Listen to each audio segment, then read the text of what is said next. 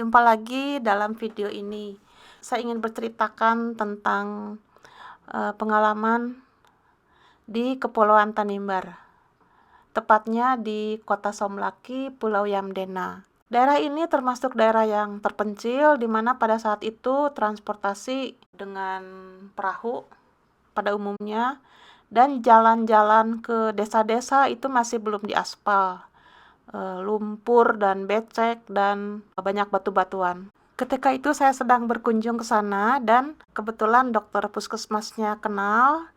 Beliau meminta saya untuk konsultasi beberapa pasien yang berat di Puskesmas Somlaki. Puskesmas ini termasuk puskesmas yang memiliki tempat rawat inap. Saat itu ada seorang anak kurang gizi dan sakitnya berat. Kalau kita lihat ada sebuah kasus yang masuk tempat perawatan inap, ada yang disebut fenomena gunung es, yang di atas permukaan laut itu yang terlihat sebagai pasien yang masuk ke Puskesmas Somlaki. Sedangkan yang di bawahnya, kasus serupa itu biasanya banyak dijumpai di masyarakat. Setelah dilakukan wawancara, ternyata banyak orang tua dan petugas-petugas gizi di Puskesmas Somlaki mengeluh bagaimana sulitnya untuk mengobati anak-anak yang kurang gizi. Nah, kemudian dilakukan koordinasi dengan bidan-bidan desa. Dipilihlah 4 desa yang dekat lokasinya dengan puskesmas tersebut. Dan anak-anak yang kurang gizi tersebut diundang datang ke puskesmas untuk dilakukan pemeriksaan lebih detail lagi untuk mencari penyebab permasalahan kesehatannya. Pada umumnya anak-anak tersebut nafsu makannya kurang, berat badan kurang, bisa dilihat dari kartu KMS-nya. Kemudian ada demam, perutnya tidak nyaman, kadang diare, dan disertai batuk-batuk. Kondisi kurang gizi ini sangat memudahkan terjadinya infeksi karena daya tahan tubuhnya masih belum berkembang dengan baik. Diagnosa penyakit pada anak-anak dengan kondisi seperti ini cukup sulit karena anak-anak tersebut biasanya tidak bisa berkomunikasi, dan untuk batuknya akan sulit karena susah mengeluarkan dahak.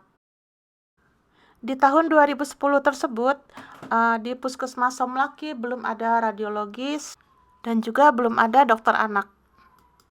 Sehingga pada kesempatan tersebut dilakukan suatu inisiatif untuk memeriksa anak-anak yang kurang gizi dari 4 desa yang terdekat: Olilit, Raya, Wowonda, Sifnana, dan Kota Somlaki sendiri.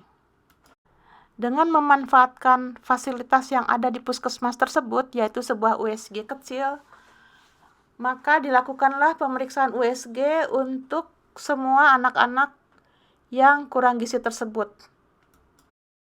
Nah, pengabdian masyarakat ini selama 2 bulan, dari bulan April sampai dengan akhir Mei 2010, didapatkan 236 anak yang kurang gizi berusia antara 1 sampai 7 tahun, dan dijumpai bahwa mereka menderita penyakit TBC.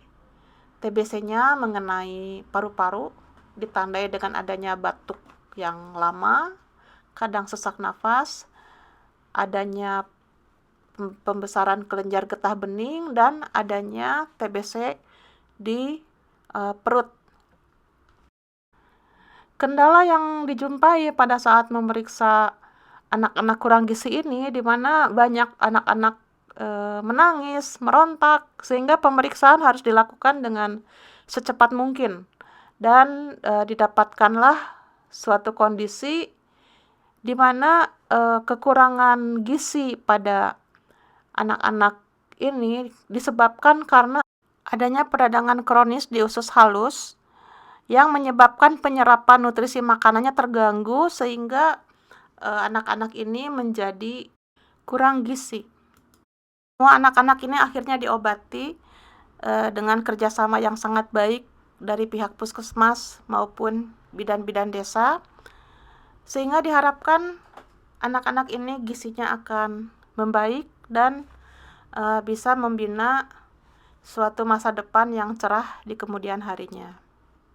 Setelah kita serius membicarakan tentang kesehatan, kita masuk kepada sesi hiburan, yaitu sesi tarot untuk hari ini.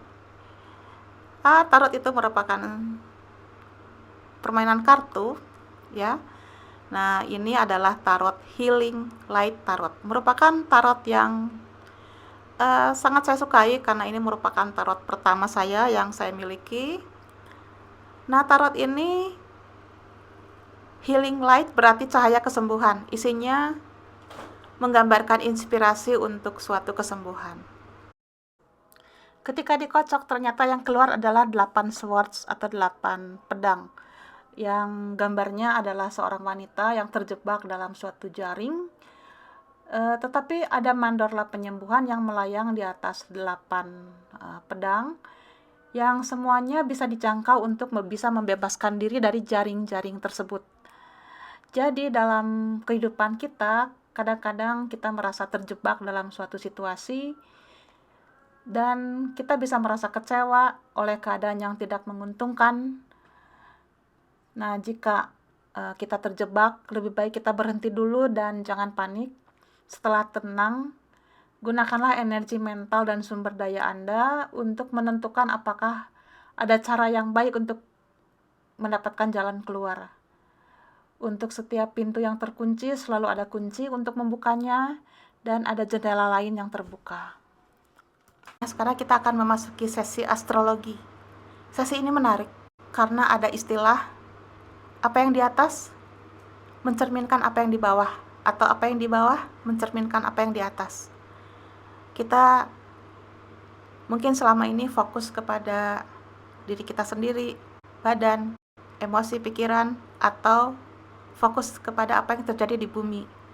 Tetapi apa yang terjadi di atas, ada matahari dengan planet-planetnya, ada bintang-bintang, itu pun mempengaruhi kehidupan di bumi ini, karena antara bumi dengan planet-planet yang lain, bintang-bintang yang lain, itu merupakan suatu kesatuan alam semesta.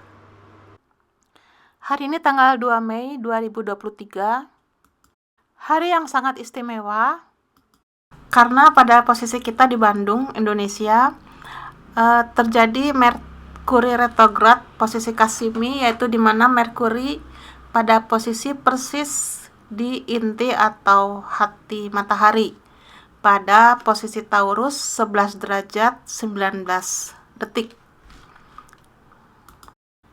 Semoga hari ini kita semua berbahagia, semoga semua usaha kita dilancarkan dan sehat selalu. Terima kasih.